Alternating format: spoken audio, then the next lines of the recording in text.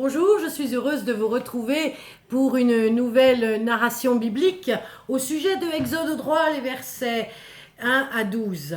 Cela s'appelle Moïse au buisson ardent, curiosité tétanisée. Le ciel est très clair, c'est que la nuit est fraîche, et au miracle, il n'y a que 4 jours qu'il y a plu. Tout le désert est couvert d'un tapis d'herbes vertes et de fleurs multicolores. Le buisson forme des touffes grises sur cette immense pelouse verdoyante et odorante. Je suis là, le troupeau que je mène, à la montagne d'Horeb. Je suis berger, au pays de Madian. Mon beau-père Jéthro en est un des prêtres les plus puissants. Il est leur chef et moi je suis leur berger. Je les guide. Je vis une partie de l'année avec les bêtes et j'aime ce que je fais. Le désert, vous savez, n'est pas ma terre natale, mais plutôt ma terre d'adoption ou de refuge, celle où j'ai trouvé accueil, compréhension et amour. C'est là où j'ai pris racine, moi le sans visage, le sans héritage, le sans identité, l'homme venu de nulle part. Ici, aucune peur, aucun drame, aucune inquiétude. Je vis au jour le jour de la providence des dieux et je suis là à attendre que le troupeau veuille bien avancer. Je rêve, le nez au vent, je contemple le ciel, puis mon regard caresse la courbe arrondie de la colline en face de moi comme si c'était celle d'une femme. Je rêve d'un monde sans souffrance, où régnerait égalité et justice pour tous. Mais voilà, le monde n'est pas ainsi fait. Alors je pense au mien, ma femme Tsipora, mes fils, Jéthro, mon beau-père, et tous ceux et celles qui m'ont accueilli sans jamais ne rien me demander. Au loin, tout à coup, au détour de la route, j'aperçois un buisson rougeoyant. Les flammes lèchent les branches sans les brûler. Il se balance d'un côté et de l'autre comme s'il voulait me dire quelque chose. Moi, je n'ai rien vu de tel. Jamais. Il est au bord du chemin que je ne prends habituellement pas et m'approcher impliquerait de faire un long détour. Pourtant, j'ai envie de voir. Je sens mon cœur battre la chamade, j'ai peur. Je suis dévorée par la curiosité, parce qu'au désert, il ne se passe jamais grand-chose en dehors de la musique du vent, des animaux qui parcourent invariablement le même endroit, et les mirages que provoque le soleil ou le sol sur un sol brûlant et sec.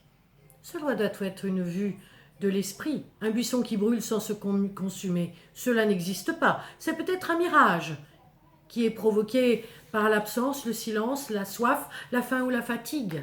Je ne saurais dire. Mais c'est que je ne suis pas fatiguée. C'est que je n'ai pas soif et je n'ai pas faim. Je suis un rêveur qui chemine en douceur d'un point à l'autre avec ses bêtes. Je suis là, inquiet, tendu, curieux à la fois. Et machinalement, je me dirige contre ma volonté vers le buisson, laissant là derrière brouter le troupeau. Je suis seul, même le vent s'est tu. Il fait maintenant chaud et le soleil est haut dans le ciel. Malgré la lumière blanche écrasante du soleil, le buisson grandit au fur et à mesure que j'avance de lui. Il est de plus en plus rougeoyant. Soudain, contre toute attente, ma curiosité me pousse encore plus près de ce buisson, moi qui d'ordinaire ne suis pas très vaillant. Je me retrouve devant lui. Sa chaleur devrait me réchauffer les jambes ou me les brûler, mais non, rien, je ne sens rien, juste une musique étrange qui depuis tout à l'heure me chante « Moïse, Moïse, Moïse, Moïse, viens ! Approche-toi, Moïse, Moïse, viens, Moïse !» Mon cœur bat encore plus fort. Je suis là devant lui, tétanisé, pétrifié, incapable de bouger. Un buisson qui parle, vous rendez-vous compte ? Cette fois, je le sais, je suis fou, ou je deviens fou. Je suis la folie même, j'hallucine, j'entends des voix. Mon cœur va exploser. Mes jambes solides pourtant deviennent molles comme de la flanelle et mon corps tremble de la tête aux pieds. Est-ce cela, mourir de peur ? Ma gorge est sèche, mes mains sont moites, ma tête est en feu, je me transforme en petit tas de poussière et je ressemble soudain à une feuille d'automne qui va se détacher de la branche pour aller mourir sur le sol. Ma gorge me brûle. À l'instant où je vais m'effondrer sur moi, tout près, le buisson me dit « N'approche pas, Moïse, n'approche pas, ôte tes sandales de tes pieds. Ce lieu où tu te tiens est sacré. Je suis le Dieu de ton père, le Dieu d'Abraham, le Dieu d'Isaac, le Dieu de Jacob. Cette fois, je comprends ce à quoi je fais face. Je suis face à Dieu, ce Dieu que je ne connais pas, mais dont j'ai entendu parler parfois en Égypte quand je côtoyais les Hébreux, oh, il y a bien longtemps, et mes pères s'en sont allés au séjour des morts, ensevelis au pays des sables, oubliés. Que veux-tu de moi, Seigneur, demandai-je au buisson ardent, les yeux baissés sur le sol dans un souffle court. Je ne peux pas lever les yeux vers lui, je ne peux le regarder. J'ai le nez baissé, collé au sol, cassé en deux, devant la puissance et la présence de ce Dieu sans nom qui me terrifie. Je ne te veux aucun mal, dit le buisson. Cesse d'avoir peur, Moïse. Je veux que tu cesses de trembler devant moi et que tu écoutes et entendes ma parole. Moïse, j'ai entendu la plainte de mon peuple, et toi, je t'envoie vers Pharaon pour négocier leur libération et les conduire, eux, vers le pays de l'abondance que je te montrerai, là où coule le lait et le miel. Je veux qu'ils sortent en vie, tous, d'Égypte, et je veux que ce soit toi qui les conduises. Ah, Dieu, qu'est-ce que je suis pour accomplir cela? Je n'avais pas parlé. J'avais plutôt aboyé sur le buisson, terrifié par ce que je venais d'entendre. Tout en moi refusait la parole de Dieu, et en même temps, tout en moi désirait lui plaire. En moi, tout était terrifié, coupé en deux par le conflit et la peur de faire le mauvais choix. Alors je lui soufflais. Quel signe de toi aurais-je pour faire cela? Et s'ils me demandent ton nom, qu'est-ce que je vais leur dire? Je serai toujours avec toi, et mon nom est je serai qui je serai. Quand tu auras fait sortir mon peuple d'Égypte, vous viendrez m'adorer alors sur cette montagne, à l'Horeb, et toi tu dresseras un autel. Il y eut un grand silence. Je restais là, sans voix, sans souffle, confus, sans visage, ne sachant plus qui j'étais, comment je m'appelais. Je venais en un instant de tout perdre, courage, candeur, audace, fougue, colère même.